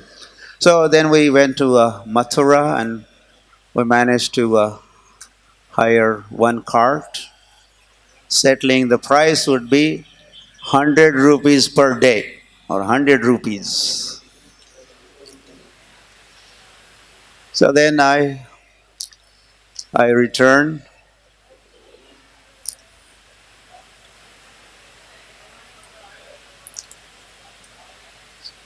So then anyway, there's a whole recorded conversation, long conversation. And it was spread over few days also.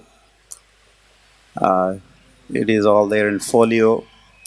I have managed to make a book out of that, not just that one, but I'm saying here, in conversation with Srila Prabhupada.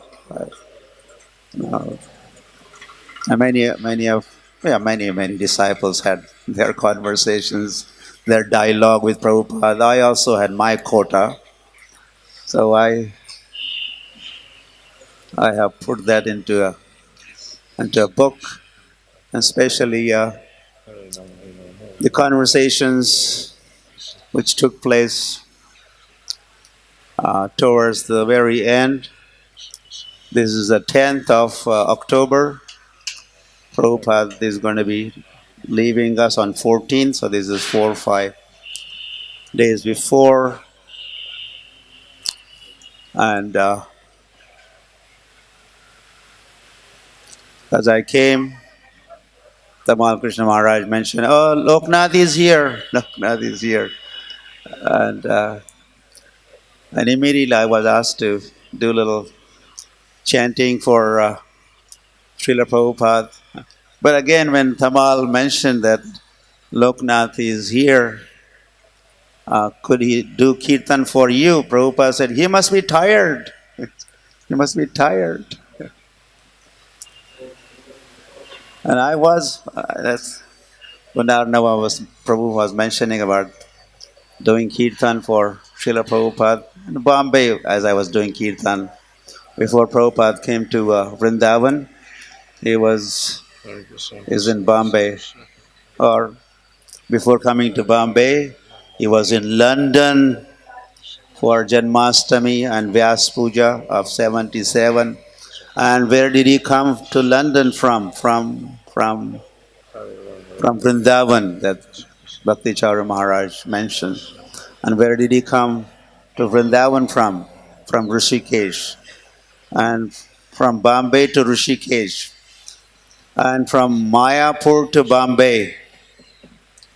After Mayapur festival, Prabhupada had gone to Bombay. And before Mayapur, Prabhupada he was in Bhubaneswar. And from before Bhubaneswar, Srila Prabhupada was at Kumbh Mela 77. And all these times, Prabhupada is not well. Prabhupada is not well. 77, as he arrived in Bombay after his world travel. He was planning to go to Kumbh Mela, and they were already no, Prabhupada is very cold and you are not well. But Prabhupada did go. but he managed to stay only for a few days, and then Gaur Govind Maharaj invited him to Bhubaneswar. Amongst other reasons, there's a Bindu Sarovar, and the water, one who drinks water of the Bindu Sarovar gets well, gets cured. And that was incentive when Prabhupada had gone to Bhubaneswar and then to Mayapur. But that year's Mayapur festival was quite a disappointing, disheartening for devotees that year, because Prabhupada not being well, he was not giving classes and he was not going on the walks. And not only that, he missed the Vrindavan festival of that year. Every year, several years, he had been going to Mayapur festival and then followed by Vrindavan festival. In 77, Prabhupada did not come to Vrindavan. Instead, from Mayapur, he goes to Bombay. And so this is after Mayapur festival. Anyway, like that, Prabhupada has moved from place to place to place, and from Bombay to here. So where are we? So Prabhupada, yeah. So one day I was doing kirtan for Srila Prabhupada in Bombay, in his guest house, in his quarters. And while it was my turn, there used to be only one person at a time, not a whole party. Only one person, no drum. Very tiny kartal, very tiny. Tiniest kartals, not even regular kartal that we play in our kirtans. Small, tiny. And yeah, one day it was my turn, and as I was chanting, after days of life membership preaching out downtown Bombay, I had come back, and then I was chanting, and I was falling asleep, waking up, and struggling to continue. And I don't know how many times this went on. Then Prabhupada said, "You're tired, go take rest." Go take rest. Hari Hari. I also said, is something, Srila Prabhupada, there is something that we haven't done that we could do so that you are cured? I was one day, while during my chanting session, I was just making this inquiry. Is something that you suggest that we should do? Something additional? We want to see you cured. And Prabhupada said, chant Hare Krishna.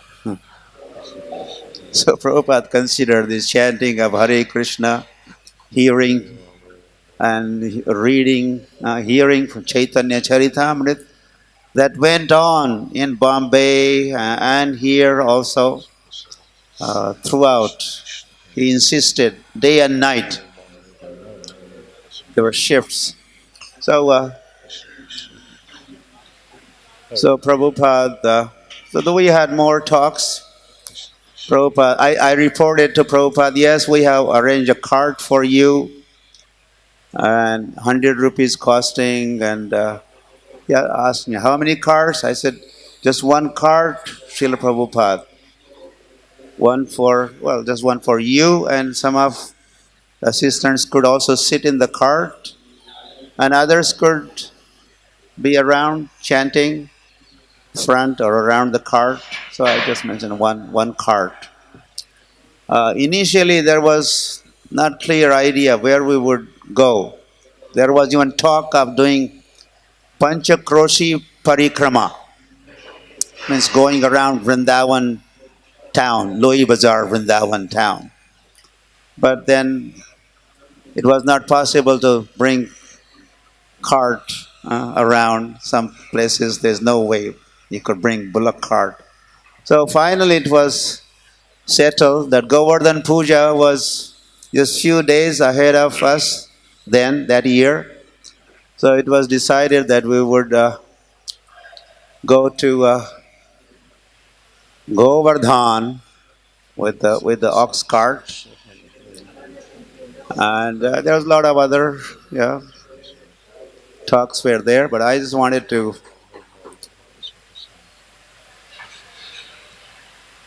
a statement from Srila Prabhupada recorded. This is what he said to the senior disciples in Prabhupada's quarter, of course. Those are sitting around him. Prabhupada said, I wish that you, GBC, manage very nicely and consider that I am dead and let me travel to all the tirthasthanas. He is referring to all tirthasthanas. So idea was settled that we would go to Govardhan, but that was going to be just an experiment. But the idea was to go on. So Prabhupada is saying, all the tirthasthanas, bring little medicine or no medicine, little milk, and travel from one place to another. And if there is death, what is the lamentation? My age is ripe. In the open air and the bullock cart, or during the daytime.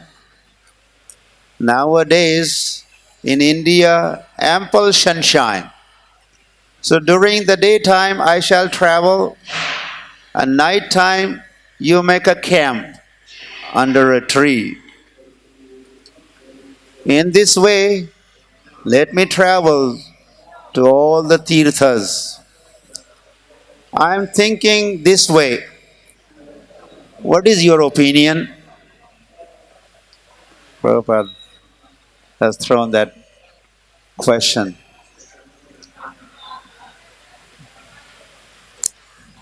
This is my observation or comment. Both Bhavananda, Jayapataka Maharaj focused on assuring him, that's Srila Prabhupada. They said, there is no need to be concerned. You have trained us well to manage things in the GBC. This was said. Then Prabhupada continues. No. You are managing, I know. But you are all important men. And unnecessarily you are bound up. You cannot go. Prabhupada is thinking, probably they are thinking, they would also want to come. No, you cannot go. You are important men. No, you cannot go. Then he says, so Lockness party has got some experience. And let me go. In India, climate is now good. And if I recover, it is very good. You know. So what is the wrong? If I die, then the body will be brought either to Vrindavan or Mayapur. That's all. And if I live, LIV, it will be a great end of a life. And you are all experienced.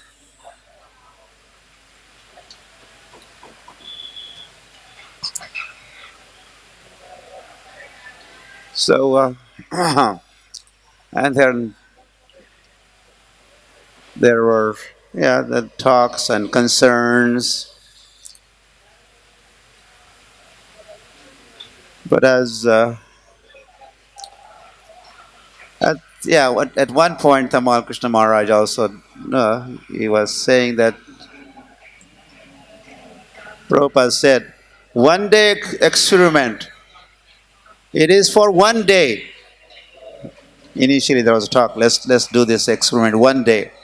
Rest assured, I will not die in one day. Prabhupada said. Tamal Krishna Maharaj had said earlier that this is late in the evening, or in Prabhupada's quarters. Tamal Krishna Goswami informed Srila Prabhupada that all the devotees would like to accompany Srila Prabhupada. Prabhupada smiled. Oh, that's nice. Prabhupada said. So how many cars you require? But then I said, no, Prabhupada, I have arranged only one.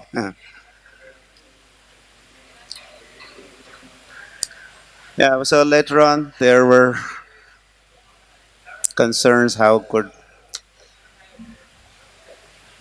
Prabhupada could travel in this kind of condition that he was in, not even able to sit up, and he had to travel in the ox cart.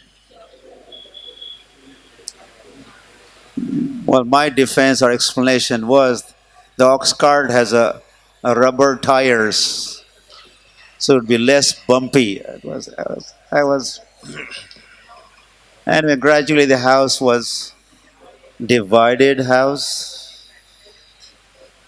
Clearly, one in favor of Prabhupada wants it. Prabhupada, so it is we just have to execute his will, facilitate his travels. Another party was concerned. Not party as such. Some of our other God brothers, God sisters were concerned how could he make this journey. And the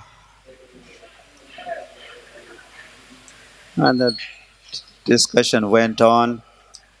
And then Gaudiya, Krishnadas Babaji or someone, one Gaudiya, what was his name?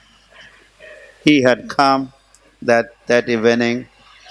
And of course, Bhakti Charu Maharaj was very much not at all. He was bent upon, no, Prabhupada cannot travel, he cannot go.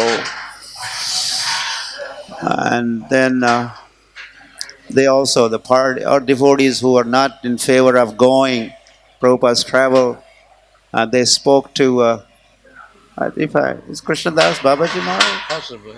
Yeah, Prabhupada's god brother. He was visiting, so they spoke to Krishnadas Babaji Maharaj. That's what name I'm. Yeah, what you would say there? Maybe Yeah. Narayan. No, not. Devi Shakti is kind of nodding. And so then that Maharaj spoke to Srila Prabhupada. Others were talking, but Prabhupada was not budging an inch. But finally, he decided not to travel with a Bullock cart. But the next day, I will quickly say this. Oh, you want to say something more? I'm sure. We have 10 minutes. Yeah, next day there was a... So that travel with the Bullock cart idea was dropped. But I think, as I said yesterday at Kusum Sarovar, when Prabhupada was being taken on a parikrama of Govardhan. That Prabhupada, it was very clear. His will was very distinctly loud and clear that he wanted to go. He wanted to undertake such pilgrimage. There were no two opinions about that. Whether he could travel, not travel, there were differences of opinion. But he certainly wanted to travel.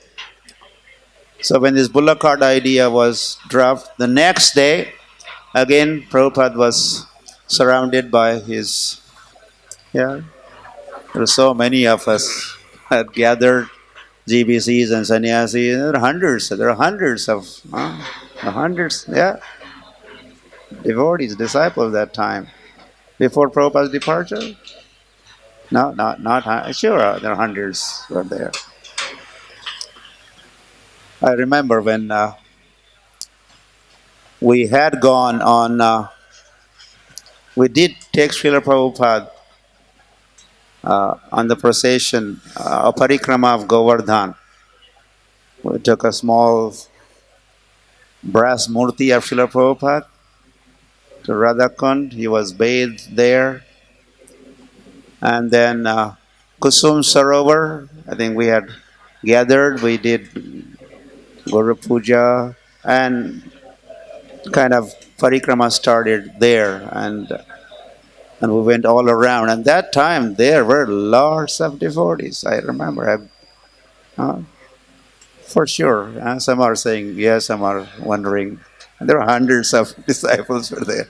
Anyway, so next day, it is on the 11th. We are around Srila Prabhupada, and again Prabhupada begins talking of travel. This traveling idea is very close to his heart, and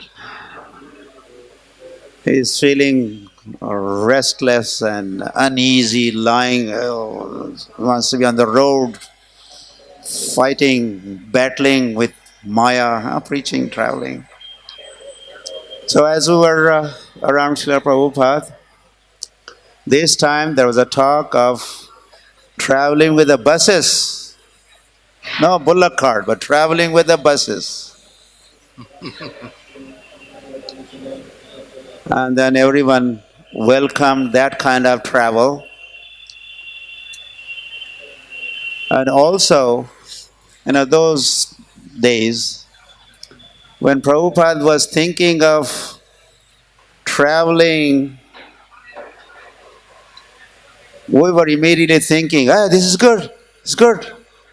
That meant Prabhupada is going to stay longer with us. He's not leaving us. He's not entering Krishna Balram's pastimes as of yet. He's going to stay longer with us. So we were very delighted to hear these travel plans of Srila Prabhupada. He's going to stay longer with us. So that idea of traveling with the buses was welcomed, and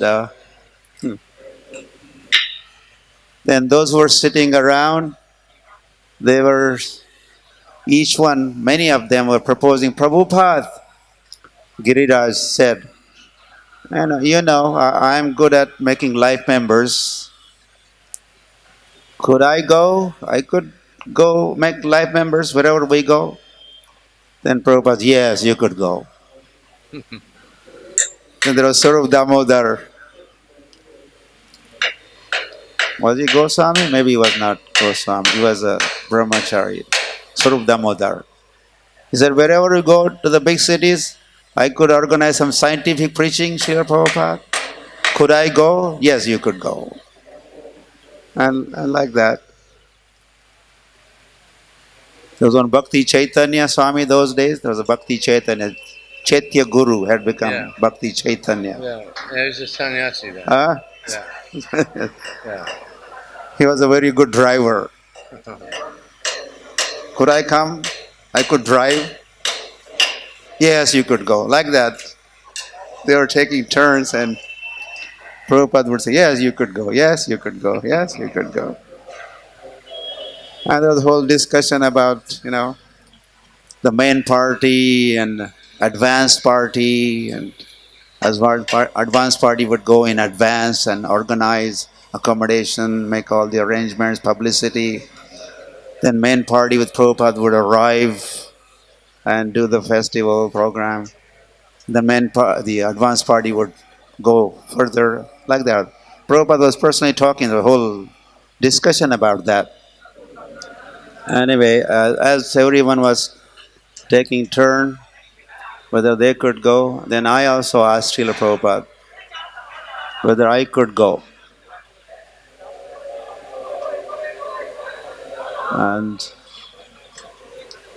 he also said I could go. Anyway, what can I say? I could only. It's okay if I say what Prabhupada said. Yeah. Well, I had some experience with the traveling preaching programs. He said, "You would be our leader." Could go. Be our leader. The leader of the party organizing like that. So that was 11th. And now it was all settled, no one in a position. Prabhupada is going to travel, and this would be all over India with the buses. And so immediately, some of us got into the top gear, trying to arrange buses and drivers and this and that. We purchased a big all India map, and we were planning Prabhupada's. And in the meantime, I think the doctor also, he had said to us, the Kaviraj, the kind of intake, the juices and other things Prabhupada was now eating, honoring. His calculation, his estimation was Prabhupada would be healthy enough to travel in something, I don't remember the exact date, but it's a few weeks' time, yes, he could travel. There was signal from him also that it would be okay for him to travel. So we were in the middle of all those making arrangements. But then, that was 11. The travels were finalized. Our plan, our decision to travel was finalized on 11th. Then we had a 12th, 13th, and the 14th. And then that unfortunate day of 14th of November. Hey, I was saying October, this was wrong. No. Please make a correction in your whatever you have stored this information. Or it was all these dates are 10th November, 11th November. Okay, no, it's not no October is. So on 14th, the same Kaviraj, he was going all over the property. And those days we only had a Gurukul building and the temple premises and guest house. This was all not there, right? Yeah, this was all added later on. Yeah. So whatever the size of our ISKCON campus property was, so he was going everywhere and letting us know that Prabhupada is getting ready to leave us. And it's a matter of hours or... So I remember we were in the guest house, one of the guest house room, in the middle of the planning, Prabhupada's travel planning, and then Kaviraj comes with this news, and then we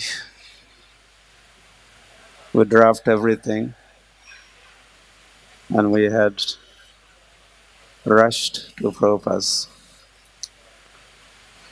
quarters on the 14th. That's tomorrow, right? Tomorrow. Tomorrow is not 14, but according to the Vaishnava Tithi.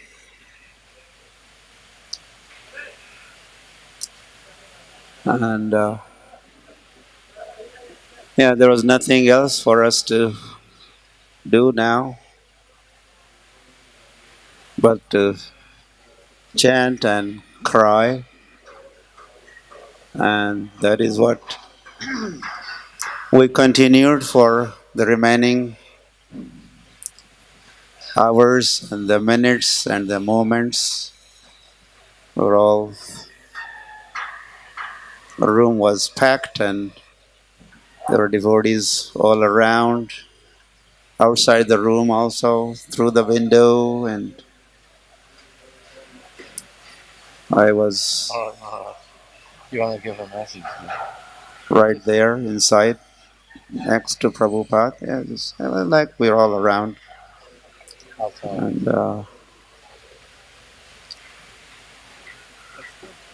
And finally he had also opened mouth. We noticed the mouth or lip movement, and we couldn't hear, but Hare Krishna and Prabhupada ki